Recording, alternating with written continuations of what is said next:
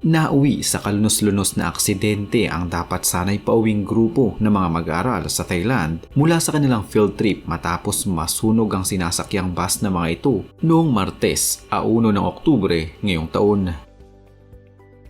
Ayon sa ulat ng local media sa Thailand, tinatayang nasa 44 na katawang sakay ng nasabing bus at 23 ang kumpirmadong nasawi, kung saan 20 sa mga ito ay mga bata at 3 ang naiulat na guro. Ang natitirang 21 naman ay nakaligtas sa sunog kabilang ang driver na sinasabing tumakas. Ayon pa sa mga ulat, mabilis umanong nilamon ng apoy ang bus sa kahabaan ng Thai capital sa hindi pa matukoy na dahilan.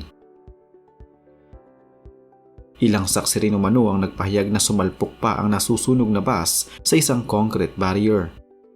Samantala, ayon naman kay Transport Minister ng Thailand na Sirsuriyahe Juangrong Ruangkit, sinabi niyang ang naturang bus ay binubuo umano ng extremely risky na compressed natural gas. Iginiit din ni Pialak Tingkaeo, forensic police na siyang nanguna sa pag-recover ng katawan ng mga biktima na lubha umano ang pagkasunog ng mga katawan, dahilan kung bakit mas mahirap daw matukoy ang pagkakakilanlan ng mga ito. Nasa kote naman ng pulisya ang driver ng naturang bus matapos niyang tumakas. Samantala, 16 na mga estudyante mula sa 21 na nakaligtas ang nilapatan ng paunang Lunas matapos ang agaran umanong pagdating ng rescuers, habang ang ilan naman daw isinugod sa Panrangsit Hospital na siyang pinakamalapit na ospital sa lugar ng aksidente. Sa panayampa ng media sa isa umanong rescuer mula sa Ruam Katanyu Foundation, sinabi nito na naikwento pa raw ng isang guro kung paano sila nagpumilit makatalon mula sa bus at sa bintana. Saad pa niya, lumalabas din umano sa investigasyon na marami sa mga biktima ay nagsiksikan sa likuran ng bus kung saan na-recover ang kanilang mga katawan. Patuloy pa rin umano ang isinasagawang investigasyon ng mga otoridad, pati na rin ang DNA testing sa 5 pang hindi tukoy na pagkakakilanlan ng mga katawan sa nasabing aksidente.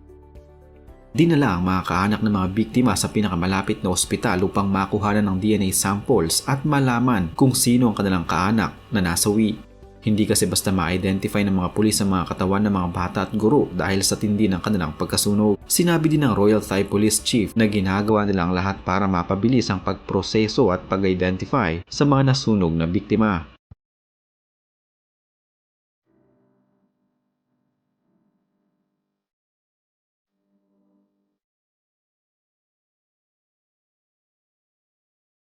Kinilala ang driver ng naturang bus na si Saman Chanput na sumurrender sa mga pulisya. Naharap ito sa kasong reckless driving causing deaths and injuries.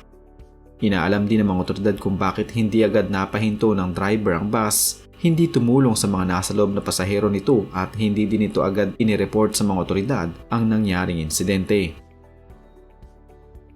Ayon sa driver, normal umano ang kanyang pagdadrive hanggang bigla na lamang nawalan ng balanse ang kanyang gulong sa kanang bahagi ng bus. Binangga nito ang isang kotse bago ito sumalpok sa isang concrete highway barrier. Matapos ito ay bigla na lamang umanong nagkaroon ng spark hanggang sa bigla na lamang lumaki ang apoy. Ayon pa sa driver, agad umano itong tumakbo para makakuha ng fire extinguisher mula sa isang bus na kapareho nito ng ruta. Subalit hindi din niya naapula ang apoy. Sa sobrang takot umano at pagpapanik, mas pinili na lamang ng driver na umalis at tumakbo palayo sa nasusunog niyang bus.